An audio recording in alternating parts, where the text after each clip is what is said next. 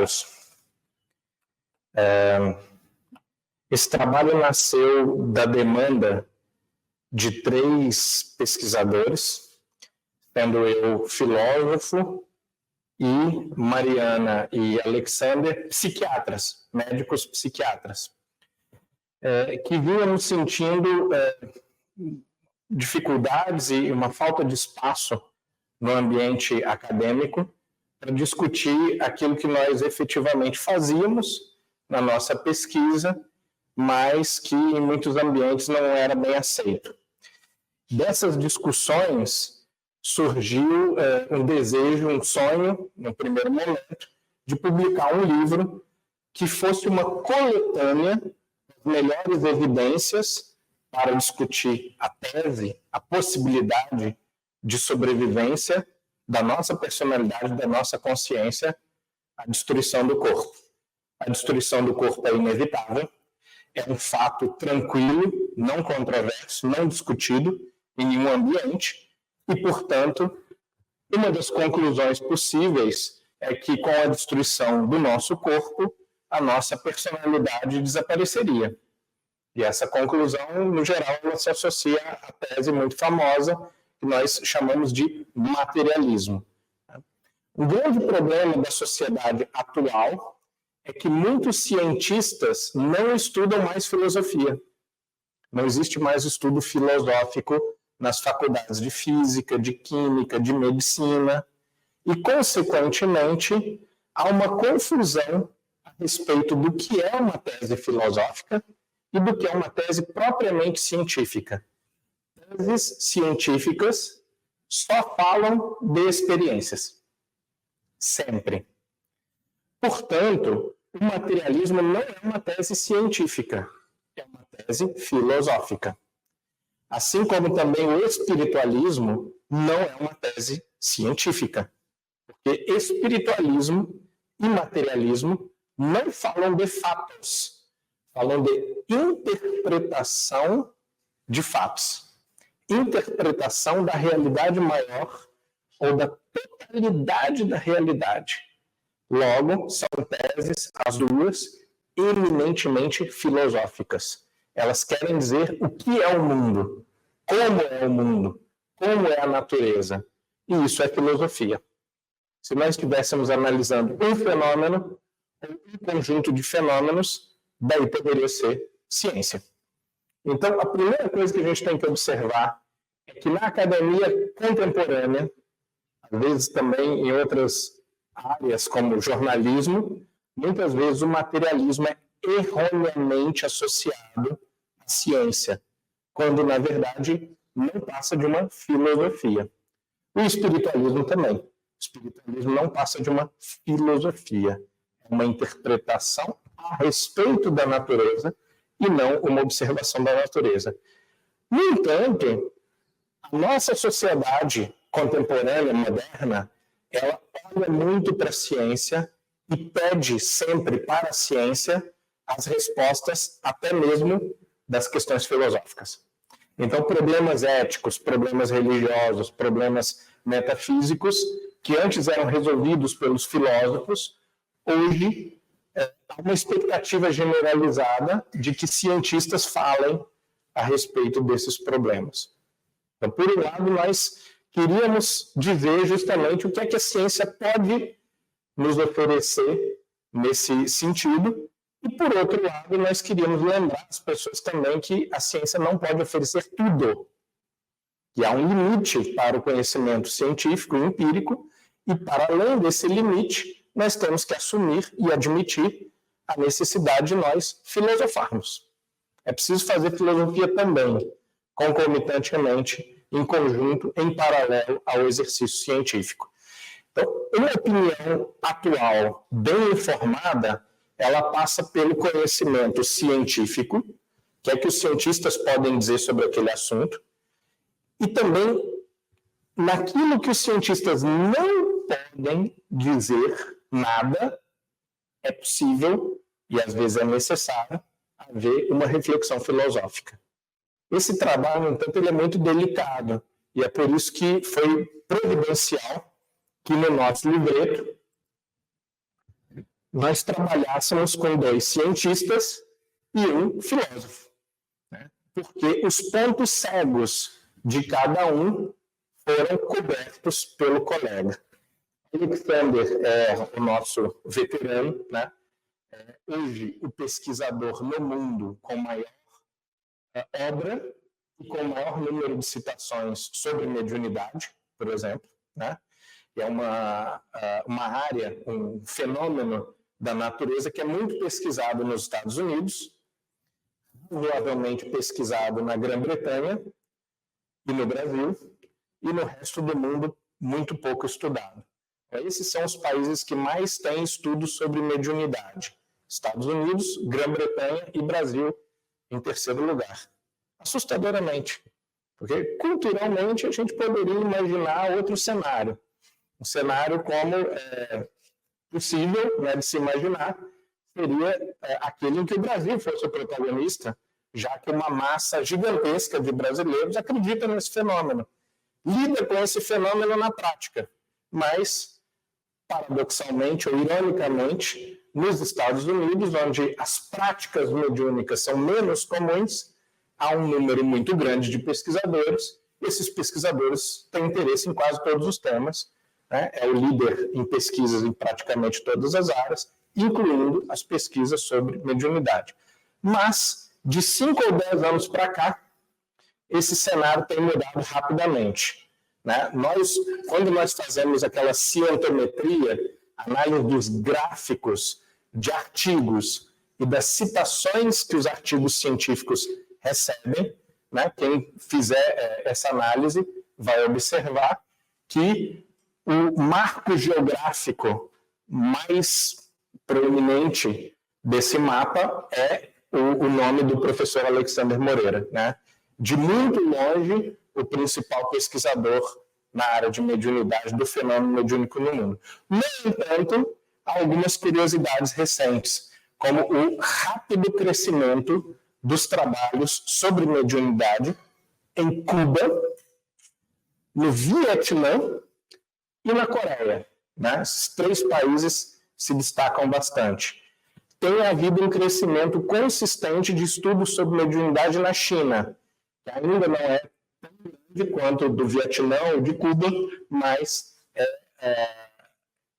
é possível projetar que em 10 anos, talvez, quiçá, a China seja o principal líder de pesquisa sobre mediunidade no mundo. Isso é muito interessante, é muito vantajoso, muito promissor para esse campo de estudos, porque mostra que não há viés cultural nessa pesquisa. Se fosse apenas um país ou um perfil cultural, por exemplo, povos latinos, povos lusófonos, nós poderíamos desconfiar que se tratasse de um viés cultural.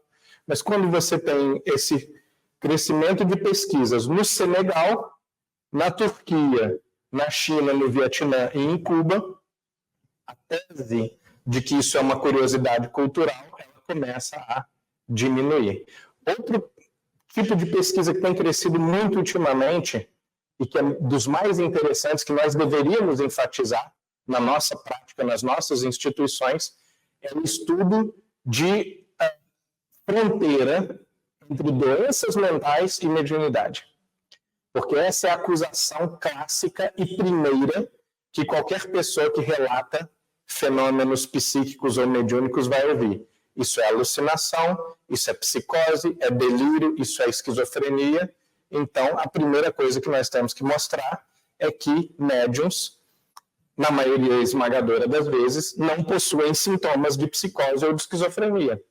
E essa pesquisa cresce rapidamente também no mundo todo, com bastante destaque para os Estados Unidos. Temos vários tipos de pesquisa correlacionando transtornos mentais com mediunidade e outros tipos de experiências espirituais. Então, quando nós tivemos o desejo de escrever e publicar esse livro, para nós era muito óbvio e muito natural que esse livro deveria nascer em inglês, porque é a língua da comunidade científica, é a língua onde acontecem os debates científicos, e nós queríamos, de certa maneira, colocar na vitrine para ver o que ia acontecer, né? Para nossa própria surpresa, a editora, que é a maior editora acadêmica do mundo, a Springer, foi muito receptiva, imediatamente aceitou o livro, sem nenhuma ressalva, e pouco depois da publicação do livro, alguns editores da Springer escreveram para a gente perguntando se a gente não teria outro para enviar. O livro vende bem em muitos países, mas com forte destaque para Reino Unido, Estados Unidos e Alemanha. Né? São os 3 países que têm maior interesse do ponto de vista das vendas do livro. E, naturalmente, o Brasil também, mas rapidamente surgiu a demanda para que o livro fosse traduzido ao português. Nós mesmos fizemos a tradução do livro ao português e já sem vínculo com a editora Springer, através de outra editora acadêmica de psicologia e psiquiatria no Brasil. Surgiu uma tradução alemã e surgiu uma tradução espanhola. E é preciso destacar que o livro recebeu mais de 20 resenhas em revistas científicas do mundo todo, incluindo a mais velha do mundo de psiquiatria, que é a British Journal of Psychiatry, uma revista científica de 180 anos, e foi a primeira revista científica. A gente tem muito orgulho de dizer isso, né? Que o livro foi muito resenhado por pessoas das mais diferentes, desde materialistas, nós temos resenhas de pesquisadores materialistas elogiando o livro, dizendo que o livro é muito bom, até resenhas de reverendos anglicanos, né? Nós recebemos resenhas de todo tipo de pessoa e todo tipo de acadêmico pesquisador do mundo afora. Bom, eu vou começar com a crença na sobrevivência, porque, obviamente, o fenômeno, como fenômeno psicológico, ele não é algo que surge num determinado momento do tempo, nem em uma cultura. Se fosse assim, não seria um fenômeno da natureza. Fosse um fenômeno que começa no século XVIII, ou com o cristianismo, ou com qualquer acontecimento cultural, não seria natural. Para ser natural, precisa acontecer consistentemente em todas as culturas e em todas as épocas. Se nós encontrarmos culturas que não conhecem fenômeno mediúnico, esse é um forte argumento para nós dizermos que não é um fenômeno natural, é um fenômeno cultural.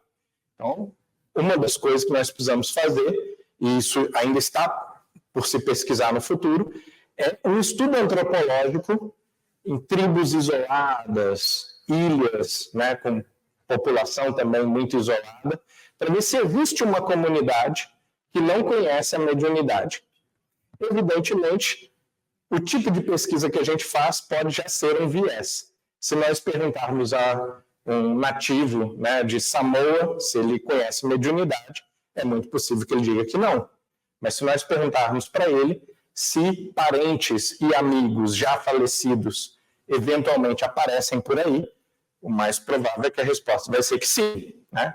O fenômeno é conhecido, mas muitas vezes a forma cultural através da qual nós interpretamos o fenômeno, ela não é conhecida daquele grupo, daquela comunidade. Então é preciso que as pesquisas sejam feitas com cuidado e sejam feitas para detectar aparições, conversas, comunicações, incorporações, possessões, seja lá o termo que a pessoa usa, de espíritos. Quando é colocado nesses termos, ainda não se encontrou uma comunidade no planeta Terra que não acredite nessa possibilidade desse fenômeno. Então, isso é um primeiro estudo antropológico que vai nos sugerir que é universal. O fenômeno é natural, não é cultural. No entanto, sendo natural, ainda tem um problema. Pode ser natural porque aparecem espíritos a todas as pessoas em todas as culturas, ou pode ser natural porque a estrutura do nosso cérebro nos leva a ter esse tipo de alucinação específica. E nós acreditamos estar comunicando com alguém que está falecido. É uma possibilidade natural, não cultural. Então, é preciso que haja mais estudo também de neurociência da religião, de neurociência aplicada à filosofia da religião. Esses campos, eles estão também crescendo, mas são ainda muito pequenos. Bom, por fim, nós podemos falar especificamente das religiões ou das filosofias espiritualistas, porque nem todas as filosofias são espiritualistas. Há filosofias materialistas, por exemplo, né? Mas são uma minoria no leque das filosofias sobre o globo. A esmagadora maioria das filosofias é espiritualista. É muito, muito, muito raro que haja pensadores materialistas antes do final do século XIX.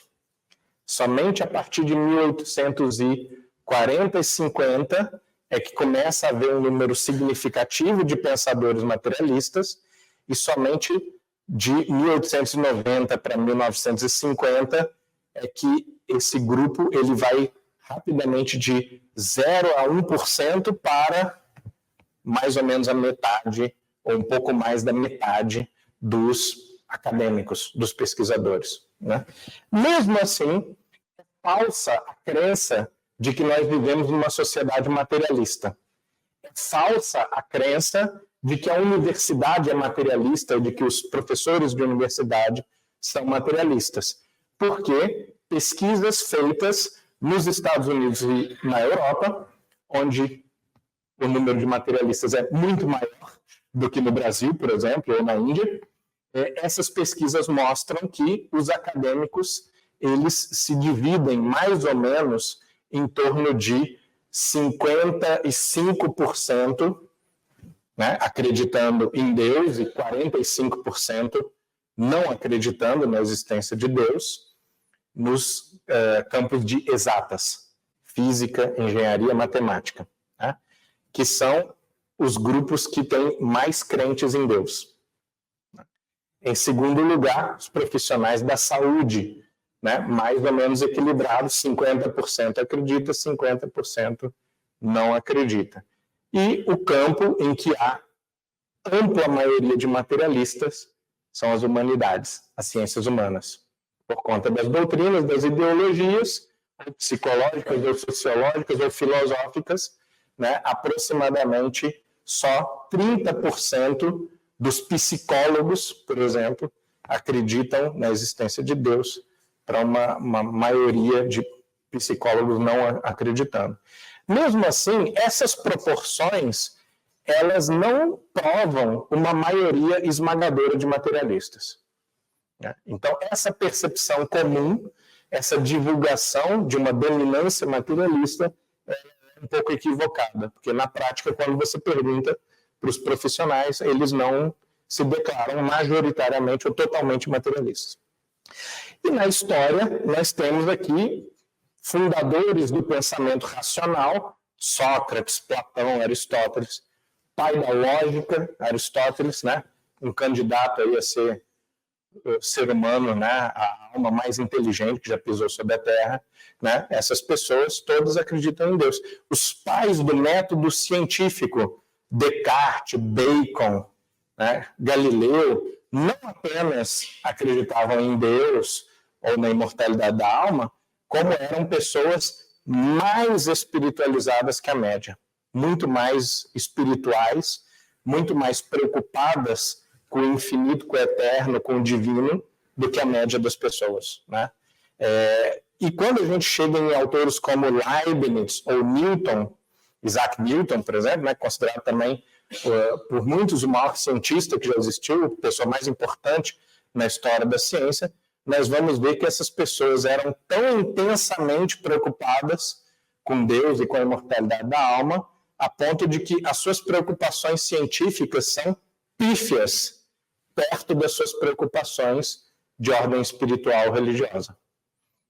Só que essas pessoas contribuíram muito para a ciência. Então, Leibniz é o criador do cálculo. Newton também criou o cálculo. São extraordinários matemáticos. Newton é talvez o mais extraordinário dos físicos, né? E essas pessoas dedicavam um pequeno tempo à ciência e uma grande quantidade de tempo, de esforço, de escritos, de páginas dedicados a Deus, né? Consideravam a sua preocupação principal.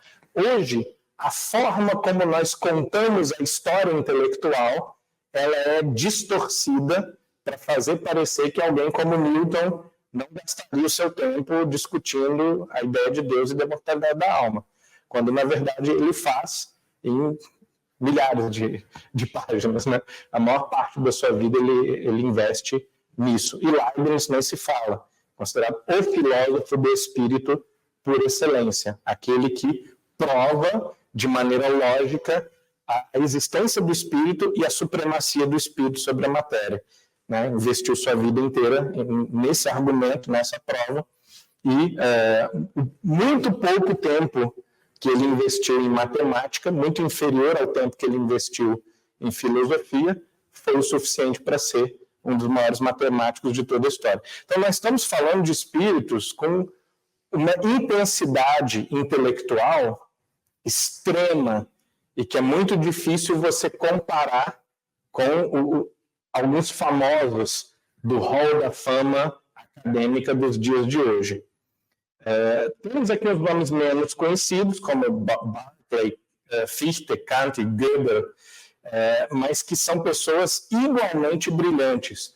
Gödel é conhecido por muitos como um dos maiores lógicos de toda a história, né? Um sujeito que tem um pensamento puramente lógico, que só tira conclusões certas e comprovadas em toda a sua obra, e ele toma como inequívoco, ele admite como inequívoco que a alma é imortal, né? Desenvolve argumentos nesse sentido, que Deus existe. Então, mesma coisa, Fichte. Muito bem.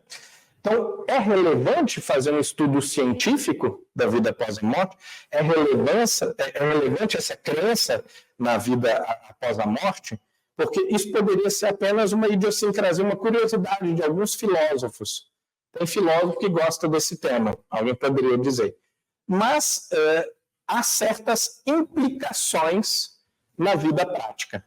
Hoje nós temos estudos científicos, estudos empíricos, que mostram que uma pessoa que frequenta um local de culto, uma vez por semana, essa pessoa tem 6 vezes menos chance de suicidar que uma pessoa que não frequenta.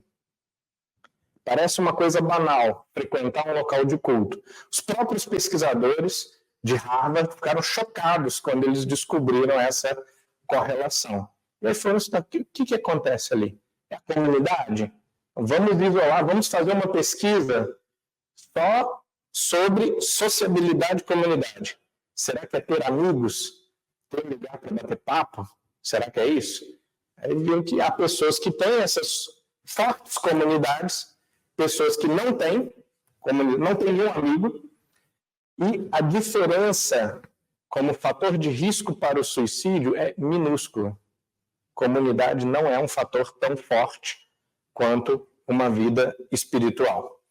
Vamos ver se é a música. Quem sabe alguém toca um violão, toca um piano, canta, isso aí que gera bem-estar, né? Pessoas que têm relação forte com as artes, com a pintura, com a música, têm mais chances de suicídio do que pessoas que não têm. Infelizmente, é um detalhe perturbador, mas as comunidades artísticas, muitas vezes não por conta da arte, mas por conta de outras atividades associadas ao meio, ao ambiente, elas têm mais propensão ao suicídio. Então, foram isolando todos os fatores e observando que não há nada parecido com a espiritualidade em termos de proteção ao suicídio. Claro que mais pesquisas precisam ser feitas a respeito disso, mas os dados empíricos são muito sugestivos. Nós não precisamos muito de pesquisa científica para tirar conclusões filosóficas. Então, para a vida prática das pessoas, acreditar que a vida não tem sentido tem um impacto lógico, calculável, né? Você pode prever que tipo de consequências isso tem para o ânimo da pessoa, para a motivação da pessoa, para a coragem, para a resiliência, capacidade de enfrentamento de problemas, né? Imaginem rapidamente uma pessoa que concebe o mundo como não fazendo nenhum sentido. Né? Paulo de Tarso já tinha dito isso. Se não tem vida após a morte, vamos comer e beber, porque amanhã estaremos mortos. Divirta-se, rápido. E Foucault, que é um filósofo contemporâneo dos mais famosos, dos mais adorados, ele tira a seguinte conclusão. Bom, se a vida estiver boa, aproveite. Se estiver ruim, se mate. É o mais óbvio, é o mais lógico. E essa conclusão é perfeitamente racional. Se o materialismo é verdadeiro, se a vida não tem nenhum sentido, no prazer e na diversão, nós rimos. Na desgraça, é a hora do apagar das luzes. Então, vamos discutir a eutanásia, vamos discutir qualquer outra alternativa, ou suicídio mesmo. Essas alternativas, elas passam a ser lógicas, quando a vida não tem sentido e há mais dor do que sorrisos. Não existe motivo para suportar nada, não existe motivo para sacrificar nada, não existe motivo para aguentar uma situação desagradável, porque não existe nenhum espírito ali aprendendo nada, não existe nenhuma consequência para depois da morte. Então, há uma perda de sentido da vida muito rápido, e que Allan Kardec, por exemplo, detectou quando discutiu qual era a utilidade e a natureza do espiritismo, e vai dizer no Livro dos Espíritos, todo mundo se lembra, qual é a função do espiritismo na Terra. Tornar melhores as pessoas, aprender, evoluir, tudo isso está no pacote. Mas a resposta de Kardec e dos espíritos é combater o materialismo. Combater o materialismo é o propósito do espiritismo. Porque se não existisse o materialismo, se as pessoas estivessem convictas da realidade espiritual, do bem, da justiça de Deus, elas estariam bem encaminhadas na vida. Elas teriam muito menos necessidade de uma doutrina que oferece evidências, fatos da natureza, no sentido científico, e oferece argumentos filosóficos para a persuasão das pessoas. Então, a base do espiritismo, não sendo religiosa, a base sendo os fatos científicos e os argumentos filosóficos, mostra que a utilidade do espiritismo é o convencimento, a persuasão. E nós temos padecido de um problema de persuasão e de convencimento, porque eu tenho rodado o mundo palestrando e divulgando os livros, né? E o que eu vejo em todos os lugares, invariavelmente, é que os líderes espíritas, os dirigentes espíritas, não têm os seus próprios filhos espíritas. Nós não temos capacidade de persuasão. Nós perdemos a guerra cultural para outras doutrinas, outras ideologias, às vezes sem oferecer nenhum tipo de fato, nenhum tipo de argumento, simplesmente porque a onda cultural é mais materialista, é mais relativista, e os jovens estão inclinados a acreditar que se é religião, se é uma seita como outra qualquer, eu não acredito. Todas têm o mesmo valor. Nenhum. Isso não vale mais nada. Não é um problema específico desse ou daquele grupo.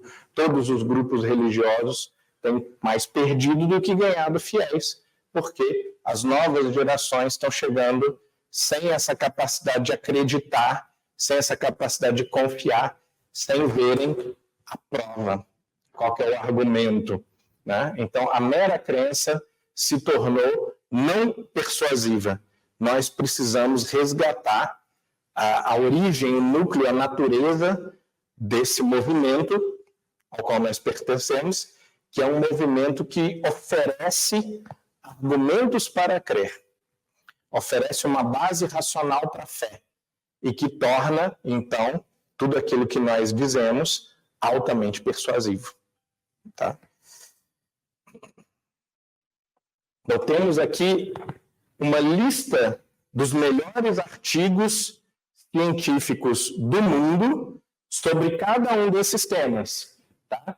Desespero no final de vida. A pessoa cogita se matar, cogita pedir eutanásia para o seu médico, né? Passa os seus últimos momentos em uma situação de angústia, de sofrimento, ao invés de aceitação, equilíbrio e paz. Então, é um problema médico grave. Os últimos anos de vida, os últimos dias, momentos de vida das pessoas têm sido muito ruins, muito ruins. É um tipo de sofrimento que a gente não sabe como tratar, porque não basta dar um remédio, a pessoa faz uma revisão de vida, ela faz um cálculo de para que eu estou aqui, para que eu tive essa vida que eu tive, por que eu sou esse tipo de pessoa, e ela não consegue chegar a nenhuma conclusão, porque a filosofia de vida dela diz para ela que aquilo não tem o menor sentido, não tem consequências após essa partida. Pois, quando existe a crença na imortalidade da alma, cai o desespero de final de vida. É uma das formas de aliviar esse sofrimento, convencer a pessoa de que há vida após a morte. Cai tranquilidade, sobe a tranquilidade e diminui a ansiedade generalizada. Visão de mundo cínica, isso não é filosófico, tá, gente? Isso é um dado psiquiátrico. A psiquiatria hoje, um dos medidores que ela tem refinado é essa visão de mundo cínica. Todo mundo é bandido, todo mundo quer levar vantagem, não existe bondade nesse mundo, nada de bom acontece. Visão dos jornais, basicamente. Então, essa visão de mundo cínica, que é um problema psiquiátrico, ela é diminuída com a crença na imortalidade da alma. A ideia, pelo contrário, de que o mundo é igualitário e bom, aumenta com a crença na imortalidade da alma. Tem algumas coisas que aqui são injustas, mas aos olhos de Deus, amanhã isso pode, independente da crença da pessoa, tá? Qualquer religião, qualquer filosofia espiritualista vai ter esse efeito positivo. Suicídio e eutanásia diminuem drasticamente, né? Efeitos sobre crises financeiras. As pessoas que não têm nenhuma crença espiritualista, elas entram em desespero muito mais facilmente. As pessoas que têm crenças espiritualistas, elas dizem, isso é uma fase, isso é um teste, alguma coisa, algum motivo tem para eu estar passando por essa falência, por essa desgraça, por essa doença, seja lá o que for. Bom, na Europa Ocidental, que é o pior quadro do mundo, do ponto de vista da espiritualidade, né? Apenas 40% das pessoas acham que a morte é o fim de tudo. Isso aqui é um dado assustador, porque nós esperávamos que fosse 70%. Né? Que a maioria dos europeus ocidentais iriam dizer que a morte é o fim de tudo. Mas apenas 40% das pessoas, é o maior número do mundo, mas mesmo assim ainda é um número relativamente baixo, de acordo com a nossa percepção vulgar de que ninguém mais acredita nisso. Né? Crença em algum tipo de fenômeno espiritual. Isso não significa que as pessoas sejam religiosas. Às vezes a adesão religiosa está baixando, mas as pessoas continuam tendo espiritualidade, que é crença em alguma coisa. Né? E, por fim, crença na reencarnação muito forte em todos os países e chega a 20% em alguns países na contramão da crença religiosa daquele país. Então, por exemplo, a Alemanha é um caso típico, está em torno de 20%. Nós temos um grande número de materialistas, de ateus, temos um grande número de evangélicos, temos um grande número de católicos, temos um grande número de muçulmanos. Esses 4 grupos dizem que reencarnação não existe, mas o povo acredita. Tem alguma coisa estranha acontecendo ali. As pessoas têm uma convicção que contraria a doutrina que aprenderam. Ok? Isso vale a pena a gente pensar sobre isso. Bom, tradicionalmente, essas noções de vida após a morte, elas estão ligadas a algum tipo de filosofia idealista, ou seja, uma filosofia em que ideias sejam a essência da realidade, ou pensamentos, ou espíritos, e não a matéria, os corpos, os objetos. O oposto do idealismo é o materialismo. Seria quase que um sinônimo também para espiritualismo, a ideia de que há uma natureza espiritual. A busca científica sobre a questão da imortalidade da alma envolve algumas celebridades, alguns prêmios Nobel, como o casal Curie, né, Pierre e Marie Curie. Thomson, por exemplo, Henri Bergson, também foi um prêmio Nobel de literatura, era um filósofo francês, frequentou reuniões mediúnicas, foi presidente da Sociedade Britânica de Estudos Psíquicos. Charles Richer, prêmio Nobel de Medicina. Mas a maioria das pessoas hoje nunca ouviu falar ou acha ridícula a ideia de fazer uma pesquisa científica sobre esse tema, como se jamais houvesse pessoa séria que tentou pesquisar a possibilidade de sobrevivência. Fato é, contudo, que há centenas de pesquisadores, milhares de pesquisas, com dezenas ou centenas de milhares de casos coletados no mundo todo, em todas as culturas. Por exemplo, o nosso livrinho discute amplos casos de reencarnação na Turquia, pesquisados, né, pelas universidades da Turquia, numa cultura que, a princípio, também é hostil à ideia de reencarnação. Então, teses do tipo, isso só acontece na Índia, isso só acontece nos países budistas, que são teses que tentam desqualificar a pesquisa, elas não se sustentam, porque há líderes mundiais da pesquisa em reencarnação na Islândia ou na Turquia, onde as culturas não são amigáveis a esse tipo de pesquisa. Os líderes mundiais da pesquisa de mediunidade, como eu disse, são Estados Unidos e Grã-Bretanha. Também não são culturalmente tão amigáveis a esse tipo de ideia, muito mais o ambiente acadêmico. Não é nem um pouco amigável, nem um pouco receptivo. Quando a gente começou a fazer esse trabalho, o filósofo americano Stephen Broad teve uma reunião com a gente para nos passar assim, dicas de um veterano, né, uma espécie de mentoria. A primeira coisa que ele disse é: parem agora, vocês são muito jovens. Não é a hora de destruírem as suas carreiras. Façam como todo mundo faz. Aposente. Depois da aposentadoria, você escreve um livro sobre esse tipo de coisa. Mas nós somos malucos, né? E uma coisa que não é a nossa preocupação é se a nossa carreira será ou não destruída, né, no caminho. Há algumas abordagens ingênuas que tentam também desqualificar esse tipo de pesquisa. O primeiro problema, isso aqui são os palavrões acadêmicos, tá, gente? Não precisa saber tudo isso. Mas a primeira acusação é de essencialismo ou de platonismo. Seria um viés filosófico. A segunda acusação é de antropologismo, ou seja, nós estamos, de alguma maneira, aqui tentando levar a sério aquilo que é só um dado antropológico. Né? Então, o antropólogo pesquisa muito mediunidade do seguinte ponto de vista: há uma comunidade no Brasil, há uma comunidade no Vietnã, há uma comunidade no Nepal que acredita nesse negócio, que acredita nessa coisa. E o antropólogo ele teria uma isenção, um afastamento dessa crença desses índios ou dessa comunidade de caipiras que acreditam nessas coisas. E a tentativa aqui é mostrar que, muitas vezes, esse preconceito do afastamento é a negação de que aquela pessoa possa acreditar em determinadas coisas que tenham a ver com uma experiência real. É possível que aquela pessoa tenha experimentado alguma coisa que mereça o nosso respeito, ao invés de a gente só olhar como antropólogo assim, esse pessoal aí do Caribe acredita em tudo, né? Tem um dado de preconceito aí também. A última acusação é que seria uma doutrinação religiosa disfarçada, criptoteologia, né? Teologia escondida, teologia secreta. Essa acusação é muito comum. Mas os maiores historiadores da relação entre ciência e religião do mundo, né? Peter Harrison, historiador, Ian Barbour, cientista da religião, e Ronald Numbers, também historiador, né?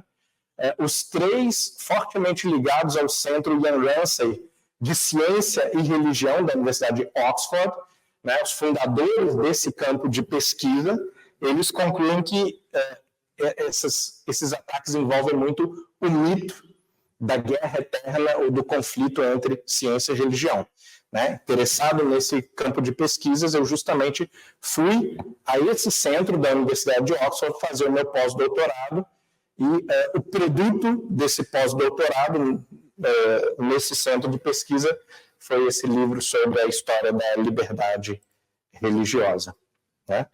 Bom, decidimos então tratar da imortalidade da alma. Como vamos atacar esse problema?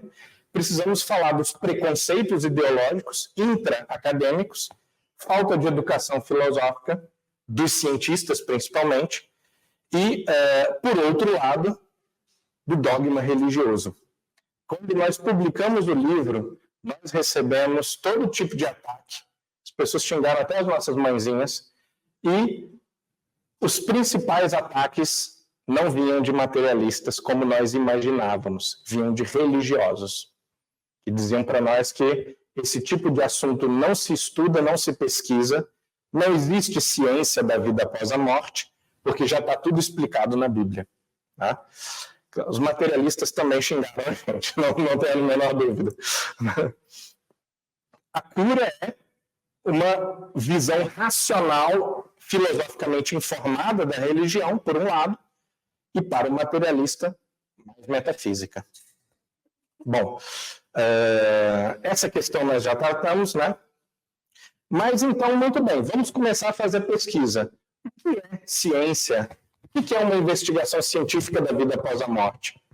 O que ela busca encontrar? Né? Traços de uma identidade pessoal.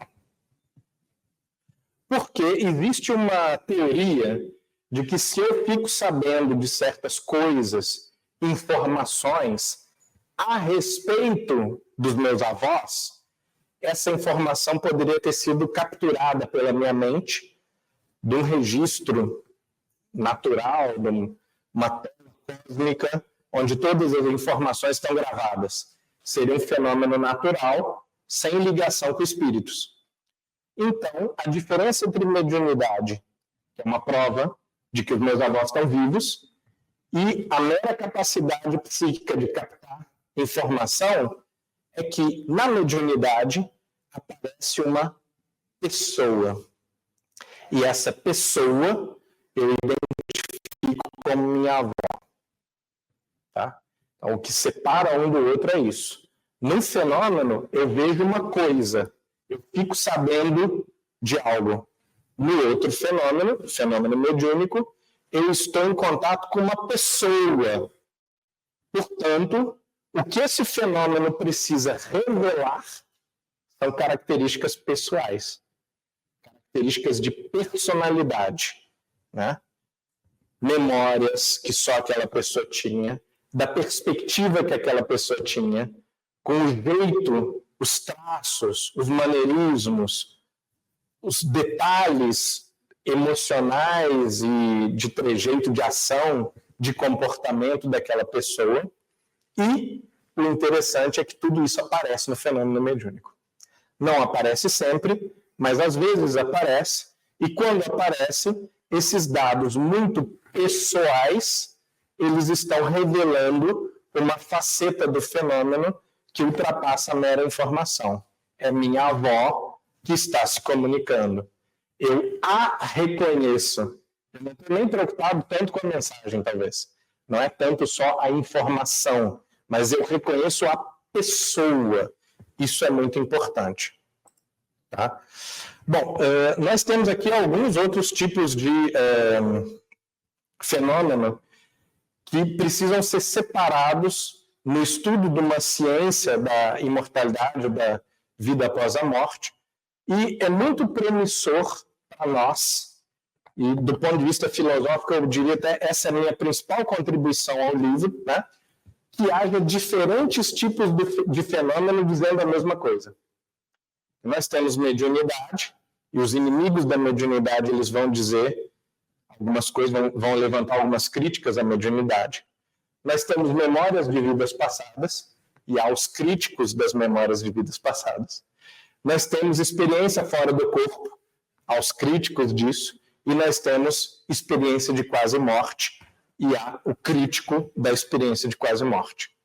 No entanto, o argumento de que nós temos ao mesmo tempo mediunidade, memórias de vidas passadas, às vezes de criança de 2 anos. 2 anos, a criança não sabe elaborar uma história coerente, ela não tem capacidade discursiva, ela não tem imaginação, ela não tem capacidade de mentir. Crianças não sabem mentir antes dos 4 anos, mais ou menos, começam a ensaiar dos 2 para os 3 um detalhe muito pequeno, mas contar uma história mentirosa, uma narrativa falsa, é uma sofisticação intelectual que começa a aparecer só por volta dos 4, 5 anos. Mesmo assim, é muito fácil detectar que a criança está mentindo. E a gente generosamente fala assim, Mas como que crianças, então, de 2, 3 anos podem contar histórias complexas? Se elas não têm a capacidade nem de mentir, nem de contar histórias complexas, nem de criar arco narrativo. Histórias com teor adulto, em que o sujeito fala da sua esposa, com 2 anos de idade, dando detalhes de personalidade, de vida, como que morreu, uma morte numa guerra, experiências que não tem nada a ver com aquela criança, pessoas que falam, às vezes, palavras, às vezes, frases inteiras em outro idioma, 2, 3 anos de idade. Esse tipo de fenômeno existe. O que a gente faz com isso? E, por fim, os casos de experiência de quase morte, que não vale nem mencionar, porque hoje já são tão massivamente estudados, aos milhares, que eles são facilmente encontrados em qualquer literatura médica e psicológica do mundo. Aqui a gente sempre deixa os nossos contatos, né, para quem quiser conversar mais, quem quiser debater, lançar uma crítica, um ataque, ficou alguma dúvida, estamos abertos. Nosso trabalho não é um trabalho ideológico, não é um trabalho de crença, das nossas convicções pessoais, é um trabalho científico. Então, para quem nos assiste aí também no YouTube e tal, nós estamos dispostos a apresentar isso em qualquer lugar, em qualquer horário, enfrentar qualquer pessoa de qualquer lugar do mundo que tenha uma perspectiva contrária, porque até agora nós não achamos uma crítica boa a esse tipo de evidência, esse tipo de argumento que nós temos coletado. Muito obrigado.